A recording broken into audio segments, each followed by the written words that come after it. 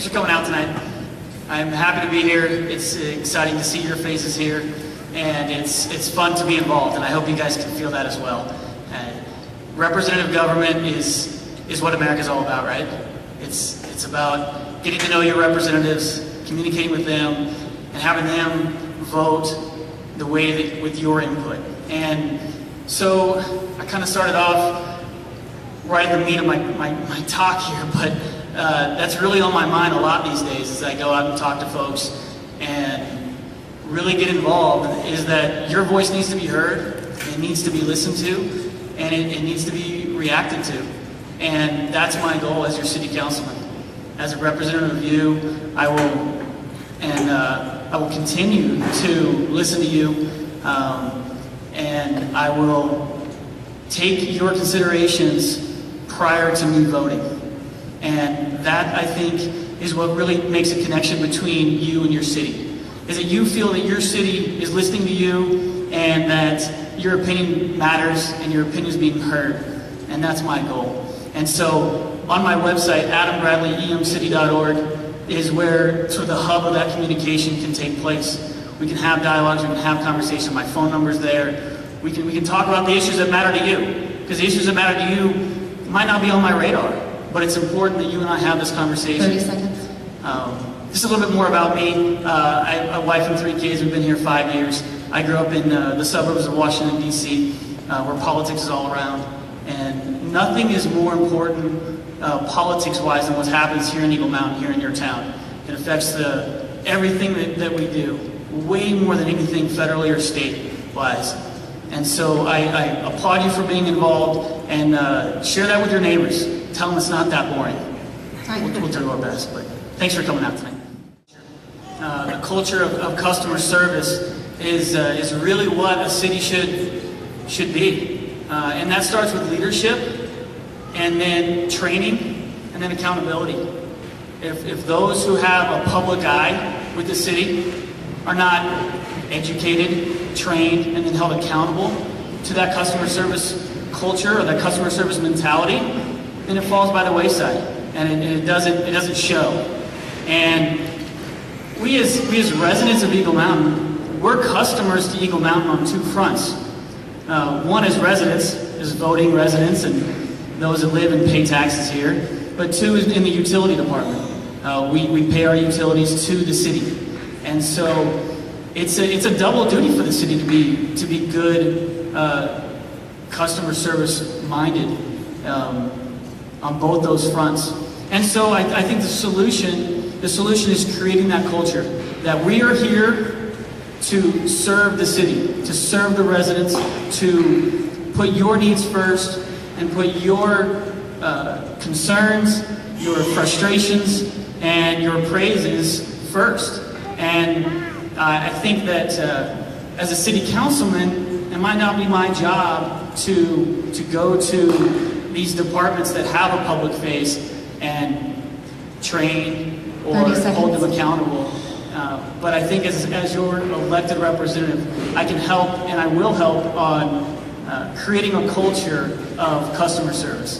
And there's a reason I go to places like In-N-Out and Chick-fil-A, because they treat me better. And my wife says I have too high of expectations when it comes to customer service, but that means I have high expectations with myself too. So I will do my best to nurture that culture. Thanks. About that, I talked about as your representative, I'm not going to be holding accountable those that don't have good customer service. That's not in my job title, but it is in my job title to nurture that culture, to really be a good customer service agent to you, to the residents. You come to the city council meetings and you have a gripe and you have a complaint. I'm gonna sit there and I'm gonna take it. I'm gonna listen to you. That's my job, and I'm gonna not 30 seconds. Be offended by your complaints and not be upset that you're here yelling at me. I know it's easy to say because I haven't been in those shoes in this environment, but don't think I haven't been yelled at before. So I think that we as city councilmen can really lead that culture, because we are in the public eye more than anyone else in the city other than the mayor. And so I will be that smiling face that says, I hear you, I understand, let's work on the problem. Thank you. One of my main bullet points in most of my conversations with you is communication.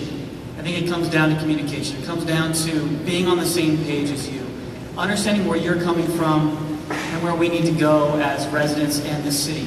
And so I don't think this scenario of this question happens in a dark, seedy alley with a large man and sweaty and says, you got to do this or we're not coming to Eagle Mountain. I think this happens slowly. This happens over time in subtle ways.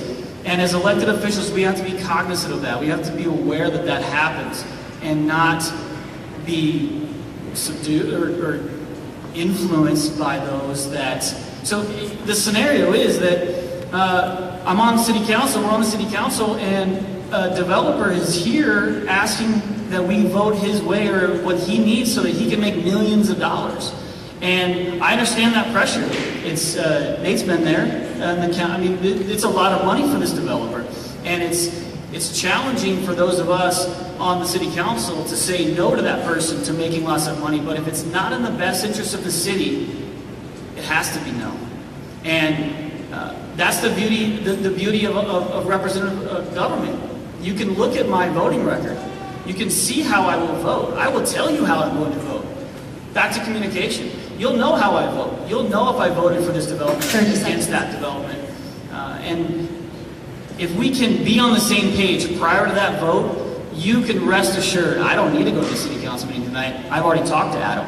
I know how he's going to vote on this development. I know how he feels about these roads and about this commercial development and why we're not going to give tax breaks and so on and so forth. So it starts with you and I in that communication so that you and I are on the same page and you don't have to worry about me being influenced by those outside.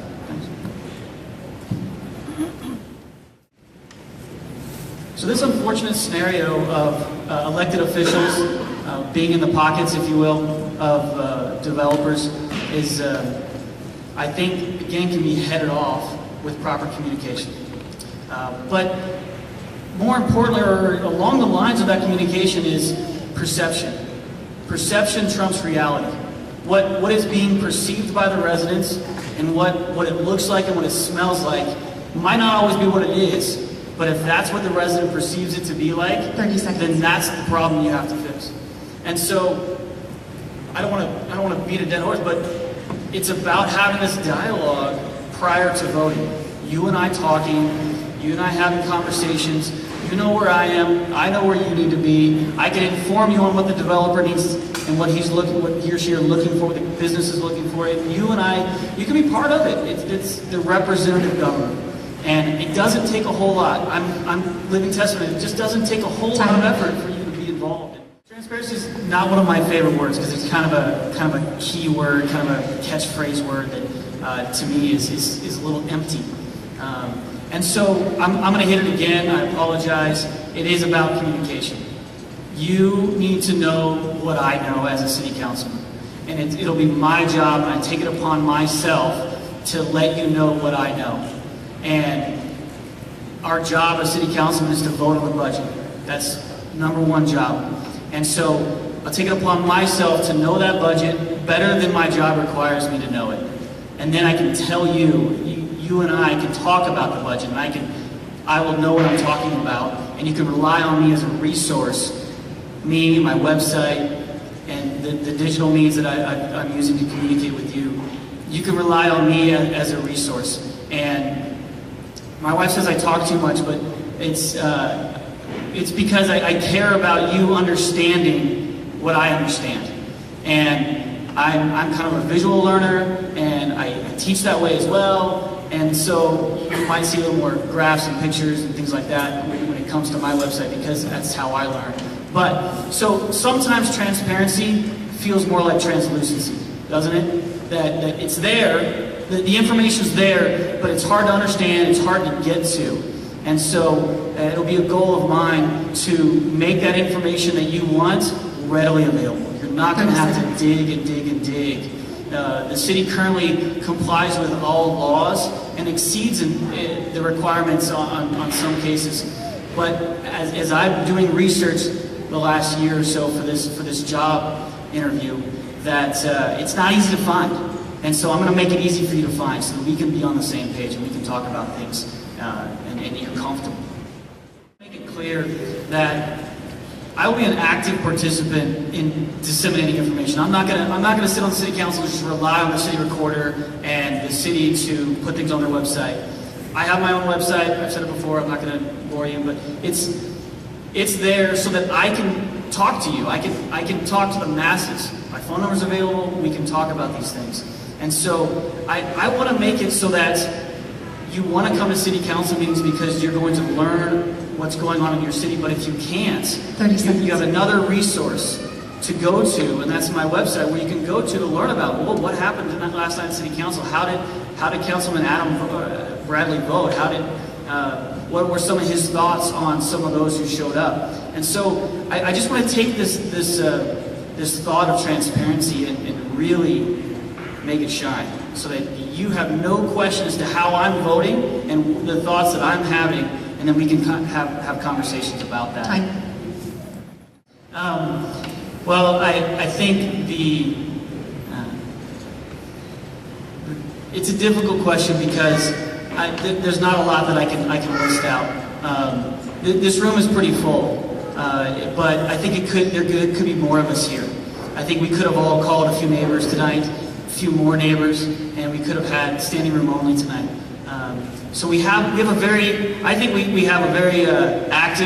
group in the city, and we have a very inactive group in the city that just don't bother, don't care. It's not for them, and they just go about their day, and that's okay. But I think we can bridge that gap a little bit. We can bring our friends, and I've seen this in my experience lately that I can influence my friends and neighbors to perk up a little bit, to care a little bit more, and so. But more or less than that, or more than that I don't like, is I don't like giving my money to other cities. I don't like spending my money and spending my tax dollars in other cities. I don't like shopping at Walmart in Saratoga Springs. I want those tax dollars to come to us. I want to have economic development here that preserves our small town feel, and yet we can generate our own revenue. And then our taxes can go down. We can rely on more sales tax to generate that revenue. And so that's done, that economic development is done by, I like to say, rooftops and roads. I stole that from a friend of mine. Rooftops and roads brings economic development. If we can build homes that are desirable, homes that people want to live in and move to, and keep our neighborhoods desirable, then more folks will live and move to Eagle Mountain. And then we have to continue to improve our roads, widening the roads, and keeping our roads nice so they're drivable through the winter. And so rooftops and roads brings that economic development, and then I can keep more money here in Eagle Mountain, and I don't have to spend my tax dollars somewhere else. There are a lot of things that we can do to improve Eagle Mountain, and as my campaign slogan says, a fresh start. And we've got a lot of active residents that we need to regain their trust. We need to get them to realize that we're listening and that we care what they say, and what they say matters. And that's my goal. I've talked about communication a lot tonight. 30 seconds. And I want you to know, I want to listen to you, I want to talk to you, and I want to be part of the conversation so that when I go vote, I'm voting how you want me to vote. And I don't necessarily agree that if you build it, they will come always works. There are probably times and places it works, and I want to see Eagle Mountain being a place that businesses want to come to without us giving away the farm, so to say. And this, we can get away from that. Thanks, Charlotte. Thanks, Danielle. And thanks to the audio girls for making this happen so that everyone can hear us. It's an easy task. I've been there. Again, Adam Bradley. My website is adambradleyemcity.org. Hopefully the goal of that website is to be the hub of our communication, of you and I's communication. And I'm sorry if you're not a website person. My phone number's on there. Call me. We can use my phone as my hub for you, and that's fine. And so I just want to reiterate a few things. My goal as your elected representative is for what I like to call fiscal clarity. I'm going to understand the budget that I'm going to vote on, and I'm going to communicate that understanding to you so that you and I are on the same page about where our money is being spent. And I really believe that we can spend less money than we're spending currently. Just because we spent $1 million on something last year doesn't mean we need to spend $1 million on it next year. We can spend less money. And I talked about communication a lot tonight. That sort of permeates all of my thoughts, is that if you and I can talk, if we can have a conversation about it, something small. I have a Twitter account. Follow my Twitter feed. You can hear some things that I'm talking about. And most importantly, that you feel represented. You feel like Adam Bradley represents me well. And if you feel that way, please vote for me. I'm honored to come here tonight and humbled that to win the primary election, to be the top vote getter, 30 seconds. Says a lot about you and I, and we can do this together. I like Nate's term of partnership. It's good. It's a good term. And, so, small government, less spending, communication. We can make Eagle Mountain even better than it is today.